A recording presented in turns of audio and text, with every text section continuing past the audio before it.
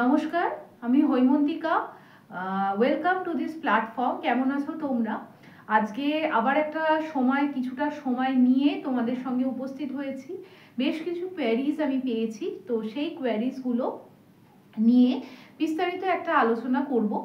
তো দেখো, সামনে এই যে 2025 সালটা অলরেডি শুরু হয়ে গেছে এবং আমরা ফেব্রুয়ারি মাসের মিডে এসে উপস্থিত হয়েছি। সেই জায়গা থেকে দাঁড়িয়ে 2025 সালে আমাদের ঠিক কী রোডম্যাপ হওয়া উচিত বা কিভাবে প্রিপারেশন নিলে আমরা এই বছরে আমাদের যে প্রতিযোগিতামূলক পরীক্ষা সেখানে একটা ভালো পারফরমেন্স করতে পারবো। দু তিনটে বিষয়ের ওপর আজকের আমার এই ডিসকাশনটা থাকবে। প্রথমত, যে আমরা যদি WBCS পরীক্ষাটাকে পাখির চোখ করে এগোই, তাহলে শুধু কি WBCS এর জন্য প্রিপারেশন আমরা নেব?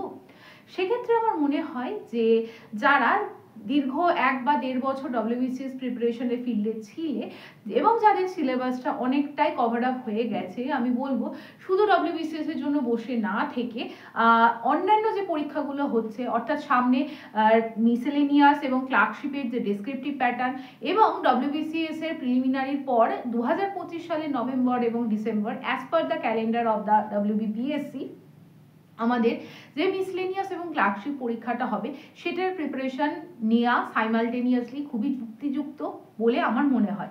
এছাড়া দেখো, রেল বা SSC এরকমভাবে যারা প্রিপারেশন নিচ্ছ তাদের ক্ষেত্রেও কিন্তু তারা ওই প্রিপারেশনটাকে কন্টিনিউ করো এবং অ্যালং দ্য সাইড তোমরা WBCS প্রিলিমিনারি লেভেলের জন্যই প্রিপারেশনটা নাও। নেক্সট কোয়েশ্চেন্স আমি যেটা পেয়েছিলাম সেটা হচ্ছে WBCS প্রিলিমিনারি আলাদা করে পড়তে হবে নাকি মেন্স প্রিলিমিনারি সমস্ত ইন্টিগ্রেটেড ওয়েতে আমাদের পড়াশোনা করতে হবে?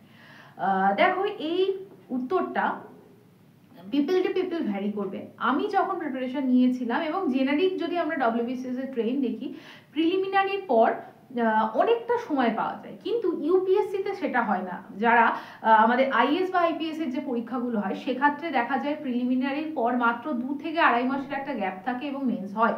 কিন্তু বিগত বহুদিনের যদি আমরা ট্রেন WBCS এর দেখি, পরীক্ষাটা এতটাই ইলংগেটেড হচ্ছে, প্রিলিমসের পর অ্যাম্পেল টাইম থাকা যায় to take the preparation of the mains and the other things.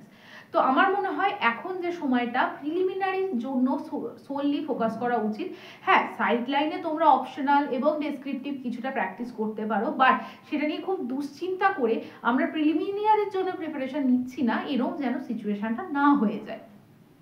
এরপর 3 নম্বর যে জায়গাটা আমার মনে হয় যে যারা ডেসক্রিপটিভ যে মিসলেনিয়াস এবং ক্লার্কশিপের পরীক্ষাটা খুব রিসেন্টলি হবে সেটার জন্য প্রিপারেশন নিচ্ছ, তাদের জন্য বলা যে WBCS তো যেরকম তোমরা পড়েছো, অবজেক্টিভ MCQ সলভ করেছো, সেটা তো আছেই। ডেসক্রিপটিভের জন্য প্রথমত খুব বেশি চিন্তা করার দরকার নেই, কারণ খুব বেশি চিন্তা করলে যে তুমি খুব বেশি ভালো লিখতে পারবে এরকমটা নয়, বরং ওটাকে নিয়ে কম ভেবে কাজ করা বেশি প্রয়োজনীয়তা আছে বলে আমার মনে হয়। কীরকম?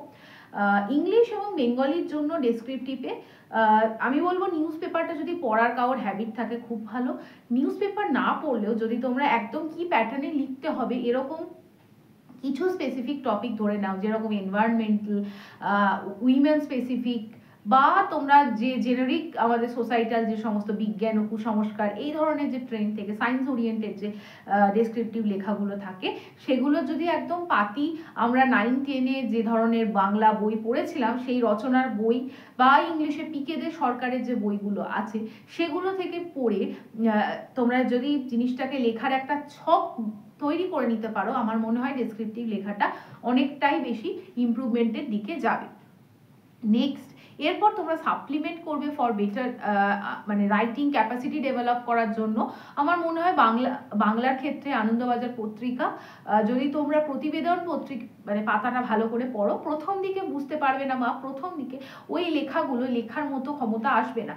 এবং আরও একটা জিনিস, অতটা বাংলা সাহিত্যের বহিঃপ্রকাশ ঘটিয়ে পরীক্ষায় লেখারও দরকার নেই। পরীক্ষায় খুব সিম্পল ল্যাঙ্গুয়েজে তোমার ভাবটা প্রকাশ করতে হবে এবং তার জন্য একটা ফরম্যাট আমাদের মেনটেন করতে হবে ইংলিশ এবং বাংলার ক্ষেত্রে। ইংলিশের জন্য যেরকম ফর এডিটোরিয়াল লেটার একটা ফরম্যাট হবে, তারপরে হচ্ছে রিপোর্ট রাইটিং এর একটা ফরম্যাট হবে, এইগুলো। ধরো translation, Bengali to English, English to Bengali, পিকেদের সরকারের বই নেবে, পার্টিকুলারলি প্রচুর আমাদের ট্রান্সলেশন আছে, সেগুলো প্র্যাকটিস করলে। তো প্র্যাকটিস ইজ দ্য কি। এবং ইংলিশ এডিটোরিয়াল বা বেঙ্গলি এডিটোরিয়াল যদি পড়ো, ওই স্ট্যান্ডার্ডে লেখা আমাদের নিয়ে যেতে হবে না। জাস্ট আমাদের যেটা শিখতে হবে সেটা হচ্ছে কনস্ট্রাকশন, কিভাবে ওরা সুন্দরভাবে একটা জিনিসকে রিপ্রেজেন্ট করে। ঠিক, তাহলে আমি এই জায়গাটা আশা করি বোঝাতে পারলাম। নেক্সট যে জায়গাটা নিয়ে আমি প্রচুর কোয়ারিজ পেয়েছি সেটা হচ্ছে আমাদের ডেইলি টাইম টেবিল কী হওয়া উচিত। দেখো, ডেইলি টাইম টেবিল এভাবে কিছু বলা খুব মুশকিল, ইন্ডিভিজুয়াল টু ইন্ডিভিজুয়াল অবশ্যই ভ্যারি করবে। বাট আমার মনে হয় যারা একদম ফোকাসড ওয়েতে পড়াশোনা করছো, চাকরি পাওয়া যাদের মূল মানে একটা লক্ষ্য, ম্যাক্সিমাম টাইমটা তোমাদের পড়াশোনার মধ্যে থাকতে হবে। আদার অ্যাক্টিভিটিস, ঘুরতে যাওয়া, খেলা, টিভি দেখা, মোবাইল দেখা, এই জিনিসটাকে যতটা সম্ভব কনসাসলি যদি আমরা রেস্ট্রিক্টেড করতে পারি, that can B a good thing. Next, আমাদের ম্যাক্সিমাম, আমরা ধরো প্রথম দিনই আমাদের খুব স্ট্রেচ করলে আমরা হয়তো 4 ঘন্টার বেশি ফোকাসড হতে পড়তে পারবো না। খুব বেশি ব্লেম না করে অ্যাকসেপ্ট করো আজকে আমি 4 ঘন্টা পড়েছি, নেক্সট সপ্তাহের মধ্যে আমার টার্গেট হবে এই 4 ঘন্টাটাকে বাড়িয়ে 5 ঘন্টায় নিয়ে যাওয়া। এরপর আরেকটু সময় বার করে, আমার ধরো সকালবেলা অনেকেরই 8টা 9টা 10টা পর্যন্ত ঘুমানোর অভ্যাস আছে, মানে আমি জিনিসটাকে খারাপভাবে বলছি না, বাট হয়তো যখন আমরা প্রিপারেশন ফেজে থাকি এতটা সময় আমরা ওয়েস্ট করতে পারবো না। তাহলে আমাদের প্রথম টার্গেট হবে একটু তাড়াতাড়ি 6:30 7টায় উঠে 1 ঘন্টা পড়ে নেওয়া, বা অফিসে যাওয়ার আগে 1 ঘন্টা থেকে 1.5 ঘন্টা ফুল অ্যাটেনশন নিয়ে যদি আমরা পড়তে পারি সেই জায়গাটাকে এনশিওর করা।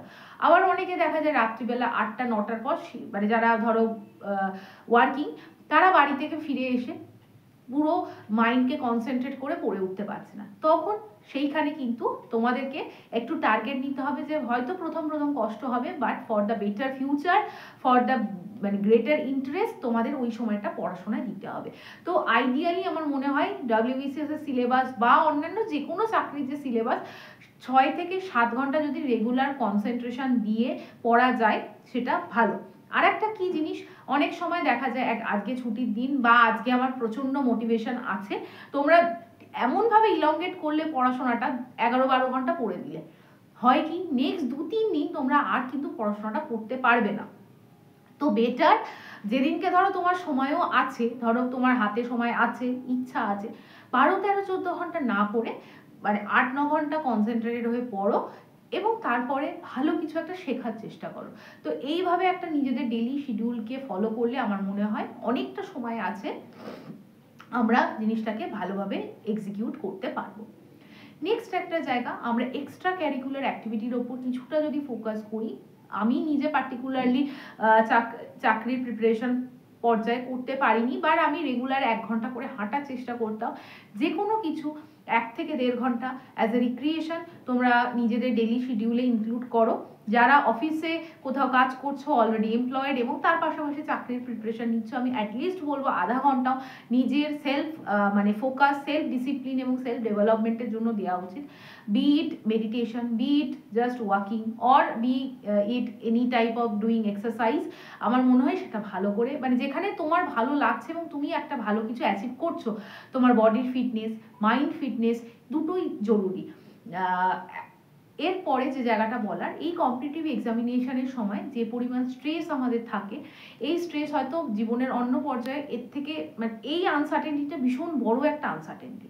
তো এই সময় আমাদের শুধুমাত্র পড়বো এই করতে করতে অনেকটা সময় আমাদের চলে যায় এবং সেই সময় আমরা বিভিন্ন যে সমস্যাগুলো আমাদের ধরো পারিবারিক মানে আমাদের ইন্টারনাল স্পিয়ারে যে সমস্যাগুলো আসে সেগুলোর সাথে ডিল করতে করতে অনেক সময় আমরা মানসিকভাবে মেন্টালি খুব বিধ্বস্ত হয়ে পড়ি। কিন্তু মেন্টাল হেলথের ওপর ফোকাস করা ইজ ভেরি ক্রুশিয়াল, কারণ সব কিছু আমাদের যে human psychology, what ever we are doing, ঠিক আছে, আমরা যা করছি সারাদিন, যা কাজ যাবতীয় কাজ করছি, সব কিন্তু তুমি যদি দেখো গভর্ন বাই ইয়োর ব্রেন বা মেন্টাল স্টেবিলিটি। এই মেন্টাল স্টেবিলিটির ওপর ফোকাস করা খুব জরুরি। অনেকে অনেক চড়াই উতরাইয়ের মধ্য দিয়ে জীবনে যায়, কিন্তু তার মধ্যেও সব থেকে বেশি ফোকাস করতে হবে যে তোমার মেন্টাল স্টেবিলিটি যেন ঠিক থাকে, যে কোনো পরিস্থিতিতে সঙ্গে কোপ উইথ করার যেন স্ট্যামিনা তোমার তৈরি হয়। তুমি এটা ভেবে চলবে, মানে অনেকে আমাকে মেসেজ করো আমার খুব ভয় লাগছে, আমাদের মেন্সের রেজাল্ট বের হচ্ছে না, বা আমরা পড়ছি আমরা পাশ করবো কিনা। এগুলো আমি জানি এটা প্রত্যেকটা অ্যাসপিরেন্টের একটা ভয়ের জায়গা, বাট স্টিল আমাদের এটা মাথায় রাখতে হবে যে এই জিনিসটা আমি কাউকে জিজ্ঞাসা করছি মানে ওটা আমার মধ্যে একটা অ্যাংজাইটি লেভেল বা ট্রমা সিস্টেমকে অনেকটা বেশি বাড়াচ্ছে। দ্যাটস ওয়াই আমি এক্সটার্নাল হেল্প বা অ্যাসিওরেন্স চাইছি যে আমি পড়ছি, আমি প্রিলিমসটা পাস করবো। তো সব কিছুর মধ্যে আনসার্টেনটি আছে। তোমরা বলো জীবনে কোনটায় আনসার্টেনটি নেই? তোমরা যে কোনো একটা জীবনে ডিসিশন নেবে, সেটা আইদার ভুল অথবা ঠিক হতে পারে। তো every aspect of your life is associated with uncertainty. তো সেই জায়গাটায় নিজেকে মানে এইটুকখানি বলে কনফিডেন্স রাখতে হবে যে তুমি তোমার দিক থেকে 100% চেষ্টা করো, তুমি এটাকে ভালো করার জন্য 100% চেষ্টা করবে, তুমি এই প্রিপারেশনটা ভালোভাবে নেবে, অনেস্টির সাথে নেবে, তুমি সাবজেক্টগুলোকে প্রপারলি বোঝার চেষ্টা করবে এবং আলটিমেটলি তোমাকে ডেস্টিনির ওপর, নেচারের ওপর, তোমার ভাগ্যের ওপর জিনিসটাকে ছাড়তে হবে। এইটা ভাবলে তুমি তখন তোমার কর্ম বা কর্মার উপর ফোকাস করতে পারবে। তো এই সিচুয়েশন বা এই মেন্টালিটিটা থাকলে আমার তবেই মনে হয় এই চাকরির এই যে ফেজটা, এই যে আনসার্টেন একটা ফেজ, এইটাকে তোমরা ওভারকাম করতে পারবে এবং অলওয়েজ হ্যাভ এ ব্যাকআপ। এবং ব্যাকআপ থাকার জন্য তোমাদের কি করতে হবে, রেগুলার ওয়াইজ পড়াশোনা, শুধুমাত্র পড়াশোনার বাইরেও ছোট কিছু একটা যেখানে তোমাকে খুব বেশি ইনভলভমেন্ট দিতে হবে না, কিন্তু তুমি ম্যাক্সিমাম সেখান থেকে একটা ফ্রিনেস পাবে। তুমি সেটা তোমার বন্ধুদের সাথে গল্প হতে পারে, সপ্তাহে একদিন আউটিং হতে পারে, পজিটিভ একটা এনভায়রনমেন্টে মেশা হতে পারে। তো এইগুলোর মাধ্যমে নিজেকে একটা মানে পজিটিভ ভাইবস তোমাদের মধ্যে ক্রিয়েট করতে হবে। আচ্ছা, এর পরের যে জায়গাটা সেটা হচ্ছে WBCS এর যে প্রিপারেশন, সেইটার সময় মানে আমরা যে ধরনের প্রিপারেশনের স্ট্র্যাটেজি, যে জায়গাটা সেটা আমি অনেকবার অলরেডি ডিসকাস করেছি। আমি জাস্ট বলবো, WBCS এর জন্য তোমরা যখন পড়বে বই খুব স্পেসিফিক রাখবে। বুক লিস্টের ভিডিও দরকার হলে আমি অলরেডি দিয়েছি। বই খুব স্পেসিফিক রাখবে, একটা বই, সেই জায়গাটাকে ভালো করে পড়া, মার্কার ইউজ করা, খুব সুন্দরভাবে পড়াশোনাটাকে করতে হবে। আমি অনেক আগেও বলেছিলাম, তোমরা যে ঘরে ধরো পড়ো সেই ঘরটাকে পরিষ্কার পরিচ্ছন্ন রাখা, যে টেবিলে পড়ো সেই জায়গাটাকে ক্লিন রাখা, বা তোমরা যেখানে বিশ্বাস করো, অনেকে ভগবানে বিশ্বাস করতে পারো, কোনো ফটো মানে ভগবানের কোনো মূর্তি রাখা, সেখানে পুজো দেওয়া, this is kind of the spiritual connection you can develop. এবং এই স্পিরিচুয়ালিটি ডেভেলপ করলে তবেই তোমরা দেখবে তোমাদের মাইন্ডের অ্যাটেনশনটা বাড়বে। তোমরা অনেকে হয়তো শুনেছো স্বামী বিবেকানন্দ বা অনেক মনীষীরা কি করতেন, একবার বই পড়লে সেটা তাদের আর পড়ার দরকার হতো না। তো এরকম নয় যে বা এই জিনিসটা আমাদের অ্যাচিভ করারও দরকার নেই, কিন্তু এটার থেকে যদি আমরা সিগনিফিকেন্স ড্র করি, we can get the significance কি কতটা কনসেন্ট্রেশন আমরা আমাদের মাইন্ডের কনসাসলি বাড়াতে পারি। তো সেই জায়গাটার জন্য একটা পজিটিভ মানে এনভায়রনমেন্ট, যেখানে তুমি পড়ছো, বইগুলো সুন্দর করে রাখা, বা যেখানে যে চারপাশটা মানে থাকো সেই জায়গাটা ক্লিন রাখা, এগুলো একটা পজিটিভ ভাইবস তৈরি করে এবং this is very important to sustain your journey. তো আই থিঙ্ক তোমাদের ভালো লাগলো আজকের ভিডিওটা। বেশ কিছু দিক নিয়ে আমি আলোচনা করলাম। শুধুমাত্র চাকরি পাওয়া মানেই তুমি ভালো কিছু পেয়ে গেলে সোসাইটি তোমাকে আর জাজ করবে না, this is not a correct approach. ঠিক আছে, আমাদের কেন চাকরি পেতে হবে এই উত্তরটাও আমাদের কিন্তু ভালোভাবে জানতে হবে।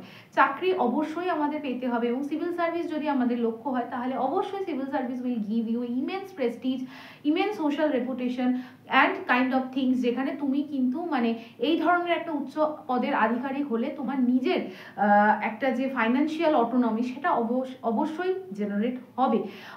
আমি জানি না, আমি অন্য কোনো চাকরির সাথে তুলনাও করছি না, কিন্তু এই যে WBCS এর মতো সিভিল সার্ভিস এমন একটা ডোমেন যেখানে তোমার একটা financial, not only you will get the financial security but also a social recognition, যে প্রেস্টিজ, তুমি যেখানে যাবে সেখান থেকে যে সম্মানটা পাবে, এটা তোমাকে সমৃদ্ধতার পথে আরেকটু এগিয়ে নিয়ে যাবে। তোমার মানুষের সাথে কাজ করার একটা সুযোগ থাকবে। অনেকে বলে যে কি হয় না হয়, আদেও কি কিছু করা যায়, সেটা যদি না ভাবো, সেটা মানে ডিপেন্ডস অন ইউ, তুমি কিভাবে দেখছো। তুমি একটা মানুষের জন্য একটা সই করেও বেনিফিট একটা মানুষকে দিতে পারো।